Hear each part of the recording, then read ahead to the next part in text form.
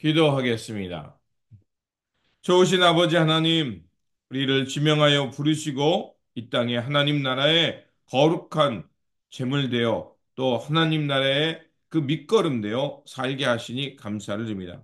오늘도 이 아침을 우리에게 허락하여 주셨사오니 오늘도 우리가 순종하며 붙들고 살아야 될 귀한 말씀을 들려 주시옵소서. 그래서 먼저 부름받은 사람답게 이 땅에서 하나님 나라를 드러내며 예수 그리스도의 영광을 드러내며 살아가는 삶의 자리가 되게 하여 주옵소서. 말씀으로 나아갑니다. 오늘도 우리에게 생명이 되는 말씀을 들려주시고 그 말씀으로 이 세상을 이기며 주님의 영광을 드러내며 살아가는 삶의 시간이 되게 하여 주옵소서. 우리 구주 예수 그리스도 이름으로 기도드립니다. 아멘. 오늘 우리에게 주신 말씀은 에스겔서 22장 17절에서 26절입니다. 주님께서 나에게 말씀하셨다. 사람아, 이스라엘 족속이 내게는 쓸모도 없는 쇠 찌꺼기이다. 그들은 모두 은을 정련하고 용광로 속에 남아있는 구리와 주석과 쇠와 납의 찌꺼기다. 그러므로 나 주 하나님이 말한다. 너희가 모두 쇠 찌꺼기가 되어 버렸기 때문에 바로 그렇기 때문에 내가 너희를 예루살렘의 한가운데 모으고 사람이 은과 구리와 쇠와 납과 주석을 모두 용광로에 집어넣고 거기에 풀무지를 하듯이 나도 내 분노를 노여움으로 너희를 모두 모아다가 용광로에 집어넣고 녹여버리겠다. 내가 너희를 모아놓고 내 경로의 불을 너희에게 뿜어내면 너희가 그 속에서 녹을 것이다. 은이 영광로 속에서 녹듯이 너희도 그 속에서 녹을 것이다. 그때야 비로소 너희는 나 주가 너희에게 분노를 쏟아 부은 줄 알 것이다. 주님께서 나에게 말씀하셨다. 사람아, 너는 유다 땅에 이렇게 말하여라. 유다 땅아, 너는 진노의 날에 더러움을 벗지 못한 땅이요. 비를 얻지 못한 땅이다. 그 가운데 있는 예언자들은 음모를 꾸미며 마치 먹이를 뜯는 사자처럼 으르렁댄다.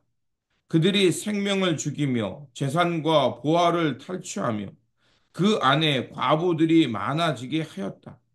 이 땅의 제사장들은 나의 율법을 위반하고 나의 거룩한 물건들을 더럽혔다.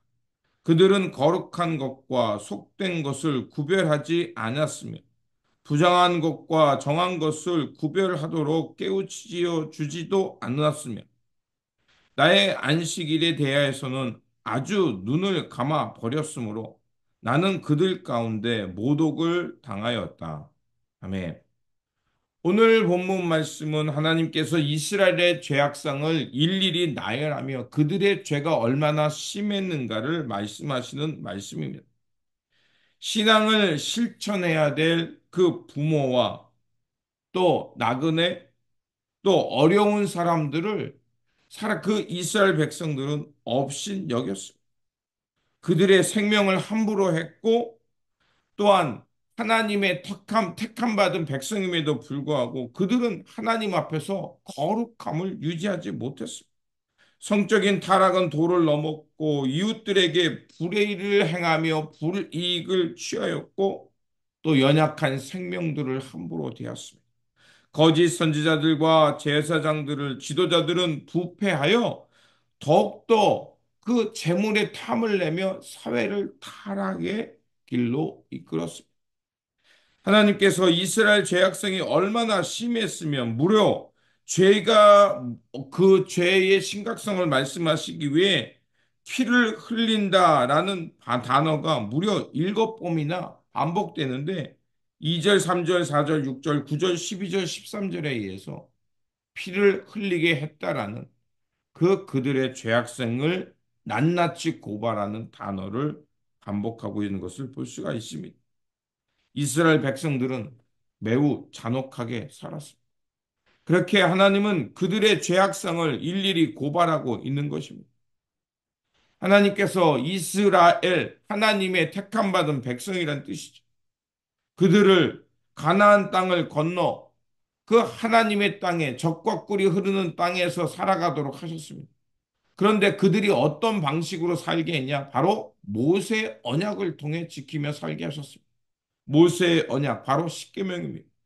그들은 하나님을 경외하며 이웃들에게 공평과 정의를 실현하며 그들과 돌봄의 세상을 일구며 살라고 명령하셨습니다. 하지만 그들은 가나안 땅에 들어가서 그 풍요의 신을 섬겼고 풍요의 신이 제공하는 그 불의를 실천하며 살아갔던 것입니다. 그들은 한순간에 하나님을 잃어버렸고 하나님의 언약을 잊어버렸던 것입니다. 그렇게 하나님은 그들을 이렇게 꼬집습니다. 죄라는 것이 너희를 덮어버렸다. 죄는 언제나 항상 흘러가는 방향이 있습니다. 그 방향은 먼저 타인에게 함부로 대합니다. 그리고 그 하나님의 분노를 일으키고 그리고 결국에는 자신이 고통받게 합니다. 그 죄라는 것이 바로 그겁니다. 그래서 창세기에서 나와 있듯이 에덴과 동산 모든 것이 완벽했던 그곳에서 아담과 하와가 어떻게 합니까? 선악과라는 것을 따먹는 하나님 앞에서 언약을 버리는 행위를 합니다. 그러자 사랑과 또 나의 공동체 일원이었던 사람에 대해서 비판하고 그리고 하나님을 향해 원망하게 만듭니다. 하나님이 나로 하여금 이 하와 때문에 이렇게 범죄하게 했다. 그리고 결국 나라는 존재가 비참해지니까 에덴 동산에서 쫓겨나고 불안한 인간은 어떻게 합니까? 경쟁심 속에서 타인을 가까운 이를 죽이게 되는 이렇게 살인하게 되는 죄로 걸어가게 방향으로 흘러가게 됩니다. 그래서 하나님은 그 이스라엘의 죄악상을 보시면서 마치 찌꺼기만 남았 찌꺼기들을 너희들이 어떻게 하냐? 그 금속의 찌꺼기를 다 모아다가 한 번에 용광로에 녹이듯 하나님께서 이스라엘 백성들을 예루살렘에 모으시고 용광로처럼 다 그들을 녹여버리겠다고 말씀하십니다. 20절에 이렇게 말합니다. 사람이 은과 구리와 쇠와 납과 주석을 모두 용광로에 집어넣고 거기에서 풀무질을 하듯 나도 내 분노와 노여움을 너희 모두를 모아다가 용광로에 집어넣고 녹여버리겠다. 하나님께서 죄를 다 진멸하시겠다고 말합니다. 그런데 하나님의 심판이 우리에게 가르쳐 주는 역설이 있습니다. 그게 무엇이냐? 하나님께서 우리의 죄를 심판하시고 그것을 다 녹여버리면 어떻게 되냐? 그 땅이 새로워지게 되는 그런 역설이 있습니다. 만약 하나님의 심판이 없다면 사도 바울이 말한 것처럼 우리는 하나님 앞에서 가장 어리석은 자라는 거예요. 우리가 하나님의 심판이 있다는 것은 우리를 공포 속에 몰아넣는 것이 아니라 하나님의 심판이 있기에 이 혼돈과 무질서 속에 하나님의 질서가 생기고 하나님의 거룩함이 드러나는 겁니다. 그리고 하나님께서는 그런 심판 속에서도 한 사람을 찾으시는 마음을 발견할 수가 있습니다. 30절에 보면 이렇게 되어 있습니다. 나는 그들 가운데서 한 사람이라도 이 땅을 지키려고 성벽을 쌓고 무너진 성벽의 틈에 서서 내가 이 땅을 멸망시키지 못하게 막는 사람이 있는가 찾아보았으나 나는 찾지 못하였다라고 탄식하십니다. 이 말은 무엇이겠습니까? 하나님이 이 땅에 남은 자가 있어서 이 땅에 성벽을 쌓고 하나님의 거룩함을 회복하고 이 땅이 무너지지 않도록 깨어 기도하는 사람, 하나님의 진리와 하나님의 그 의를 선포하며 그 길로 살아가는 그런 한 사람을 찾고 계시다는 것입니다. 그래서 30절은 이렇게 말합니다. 우리에게 말한 것처럼 내가 그 한 사람을 찾아보았으나 찾지 못했다. 그것은 이렇게 하나님께서는 그 성벽을 지키고 하나님의 의를 찾는 그 한 사람이 찾고 계시다는 것입니다. 우리는 성서가 우리에게 말해주고 있듯이 우리는 하나님의 형상을 따라 지음받은 존재였습니다. 죄로 타락했던 그 존재가 다시 한번 하나님의 그 의로 예수 그리스도의 십자가 부활과 그 예수 그리스도의 부활을 통해서 우리는 새롭게 창조되었습니다. 그렇게 하나님의 형상을 따라 그 입은 그 존재, 회복된 존재는 더 이상 사람들을 업신여기거나 학대하지 말아야 되고 이 세상 불의의 길을 걸어가지 말아야 되고 하나님을 경외하는 삶을 살아야 합니다. 사람들은 사회와 또 이 세상이 돌아가는 이 막대한 흐름 속에 좌절하기 쉽습니다.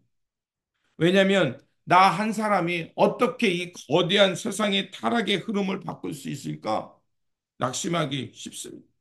그런데 여러분, 오늘 하나님께서 말씀하신 것처럼 그 한 사람, 하나님이 찾으시는 그 한 사람이 우뚝 서게 되면 그 사람을 속에 또 한 사람이 쓰게 되고 또 그 두 사람이 쓰게 되면 또 다른 네 사람이 서서 마침내 이 땅에 하나님의 평화와 하나님의 의가 하수와 같이 강물과 같이 흐르는 세상이 올 거라 우리는 믿습니다.